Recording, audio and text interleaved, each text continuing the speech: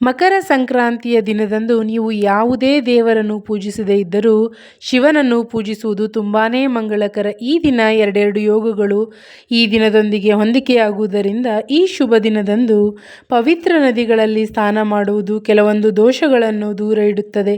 2026 ಮಕರ ಸಂಕ್ರಾಂತಿ ದಿನದಂದು ಶಿವನ ದೇವಸ್ಥಾನಕ್ಕೆ ಭೇಟಿ ನೀಡಿ ಅಭಿಷೇಕ ಮಾಡುವುದರಿಂದ ಪಿತೃದೋಷ ನಿವಾರಣೆಯಾಗುವುದು. ವೈದಿಕ ಕ್ಯಾಲೆಂಡರ್ ಪ್ರಕಾರ 2026 ಮಕರ ಸಂಕ್ರಾಂತಿ ಜನವರಿ 14 ಬುಧವಾರದಂದು ಬರುತ್ತದೆ. ಈ ಮಕರ ಸಂಕ್ರಾಂತಿ ಹಿಂದೂಗಳಿಗೆ ಅತ್ಯಂತ ವಿಶೇಷವಾದ ದಿನವಾಗಿರುವುದರಿಂದ ಮಕರ ಸಂಕ್ರಾಂತಿ ಹಬ್ಬದ ಶುಭ ದಿನದಂದು ಜನರು ಗಂಗೆಯಂತಹ ಪವಿತ್ರ ನದಿಗಳಲ್ಲಿ ಸ್ನಾನ ಮಾಡುತ್ತಾರೆ. ಶಿವ, ವಿಷ್ಣು ಮತ್ತು ಸೂರ್ಯ ದೇವರನ್ನು ಭಕ್ತಿಯಿಂದ ಪೂಜಿಸುತ್ತಾರೆ. ಮಕರ ಸಂಕ್ರಾಂತಿಯ ದಿನ ಗಂಗೆಯಂತಹ ಪವಿತ್ರ ನದಿ ಸ್ನಾನ ಮಾಡುವುದರಿಂದ ಪಾಪ ಎಲ್ಲ ಪರಿಹಾರವಾಗುತ್ತದೆ. ಮಕರ ಸಂಕ್ರಾಂತಿಯ ದಿನವನ್ನು ಮತ್ತಷ್ಟು ಮಂಗಳಕರ ದಿನವೆಂದು ಹಲವಾರು ಶುಭ ಕಾಕತಾಳೀಯಗಳು ಸಂಭವಿಸುತ್ತವೆ. ಇವುಗಳಲ್ಲಿ ಶಿವವಾಸ ಯೋಗದ ಅಪರೂಪದ ಸಂಯೋಜನೆಯು ರೂಪುಗೊಳ್ಳುತ್ತಿದೆ.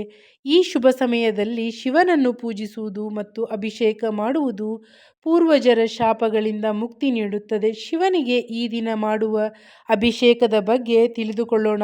ಹಾಗೆ ನಮ್ಮ ಚಾನಲನ್ನು ಯಾರೆಲ್ಲ ಸಬ್ಸ್ಕ್ರೈಬ್ ಮಾಡದೆ ನೋಡ್ತಾ ಇದ್ರೆ ಪ್ಲೀಸ್ ಸಬ್ಸ್ಕ್ರೈಬ್ ಮಾಡಿಕೊಂಡು ನೋಡಿ. ಮಕರ ಸಂಕ್ರಾಂತಿಯ ಶುಭ ಸಮಯ ಯಾವುದೆಂದು ತಿಳಿದುಕೊಳ್ಳೋಣ. ಶಾಸ್ತ್ರದ ಪ್ರಕಾರ 2026 ಮಕರ ಸಂಕ್ರಾಂತಿ ಹಬ್ಬದ ದಿನದಂದು ಶಿವನಿಗೆ ಸಮರ್ಪಿತವಾದ ಶಿವವಾಸ ಯೋಗ ರೂಪುಗೊಳ್ಳಲಿದೆ. ಇದು ಅತ್ಯಂತ ಶುಭ ಸಂಯೋಗವಾಗಿದೆ. ಮಕರ ಸಂಕ್ರಾಂತಿ ಹಬ್ಬದ ದಿನದಂದು ಶಿವವಾಸ ಯೋಗದ ಸಂಯೋಗವು ಬೆಳಗ್ಗೆ 10:20 ಇರುತ್ತದೆ. ಈ ಸಮಯದಲ್ಲಿ ಶಿವನು ದಿನವಿಡೀ ಕೈಲಾಸದಲ್ಲಿ ನೆಲೆಸುತ್ತಾನೆ. ಮಕರ ಸಂಕ್ರಾಂತಿಯಂದು ಶಿವವಾಸ ಯೋಗದ ಸಮಯದಲ್ಲಿ ಭಕ್ತರು ಶಿವನನ್ನು ಪೂಜಿಸಬಹುದು ಮತ್ತು ಅವನಿಗೆ ಅಭಿಷೇಕವನ್ನು ಮಾಡಬಹುದು.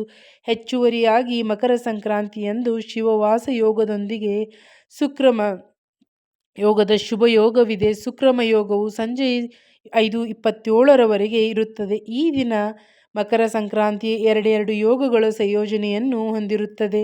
ಮಕರ ಸಂಕ್ರಾಂತಿಯ ದಿನ ಶಿವನಿಗೆ ಯಾವ ರೀತಿ ಅಭಿಷೇಕ ಮಾಡುವುದು ಎಂದು ನಾವು ತಿಳಿದುಕೊಳ್ಳೋಣ. ಶಿವನಿಗೆ ಗಂಗಾ ನೀರಿನಿಂದ ಅಭಿಷೇಕ ಮಾಡುವುದರಿಂದ ಭಕ್ತರ ಎಲ್ಲ ಆಸೆಗಳು ಈಡೇರುತ್ತವೆ ಎಂದು ಸನಾತನ ಗ್ರಂಥಗಳಲ್ಲಿ ಹೇಳಲಾಗಿದೆ. ಶಿವನು ಕೇವಲ ನೀರನ್ನು ಅರ್ಪಿಸಿದರೂ ಸಂತೋಷ ಪಡುತ್ತಾನೆ ಮತ್ತು ಭಕ್ತನ ಮೇಲೆ ತನ್ನ ಆಶೀರ್ವಾದವನ್ನು ಸುರಿಸುತ್ತಾನೆ. ಪೂರ್ವಜರನ್ನು ಸಮಾಧಾನಪಡಿಸಲು ಮತ್ತು ಅವರ ಅಲೆದಾಡುವ ಆತ್ಮಗಳಿಗೆ ಮೋಕ್ಷವನ್ನು ನೀಡಲು ಮಕರ ಸಂಕ್ರಾಂತಿಯಂದು ಶಿವವಾಸ ಯೋಗದ ಸಮಯದಲ್ಲಿ ಕಪ್ಪು ಎಳ್ಳು ಬೆರೆಸಿದ ಗಂಗಾ ನೀರಿನಿಂದ ಶಿವನನ್ನು ಅಭಿಷೇಕಿಸಿ. ಈ ಅಭ್ಯಾಸವು ಭಕ್ತನನ್ನು ಪೂರ್ವಜರ ದುಷ್ಟ ಕಣ್ಣಿನಿಂದ ರಕ್ಷಣೆಯನ್ನು ನೀಡುತ್ತದೆ. ಮಕರ ಸಂಕ್ರಾಂತಿ ಹಬ್ಬದ ದಿನದಂದು ಹಬ್ಬದ ಮಂಗಳಕರ ಸಂಯೋಗವು ರೂಪುಗೊಳ್ಳುತ್ತಿದೆ. ಈ ಶುಭ ಸಂಯೋಗದ ಸಮಯದಲ್ಲಿ ಶಿವಪೂಜೆಯನ್ನು ಮಾಡುವುದು, ಶಿವನಿಗೆ ಪ್ರಿಯವಾದ ವಸ್ತುಗಳಿಂದ ಅಭಿಷೇಕವನ್ನು ಕೂಡ ಮಾಡಬಹುದಾಗಿದೆ. ನಮ್ಮ ಚಾನಲನ್ನು ಸಬ್ಸ್ಕ್ರೈಬ್ ಮಾಡಿಕೊಂಡು ವಿಡಿಯೋ ಇಷ್ಟ ಆಗಿದ್ದರೆ ಲೈಕ್ ಕೊಟ್ಟು ನಿಮ್ಮ ಫ್ರೆಂಡ್ಸ್ ಆ್ಯಂಡ್ ಫ್ಯಾಮಿಲಿಗೆಲ್ಲ ಶೇರ್ ಮಾಡಿ.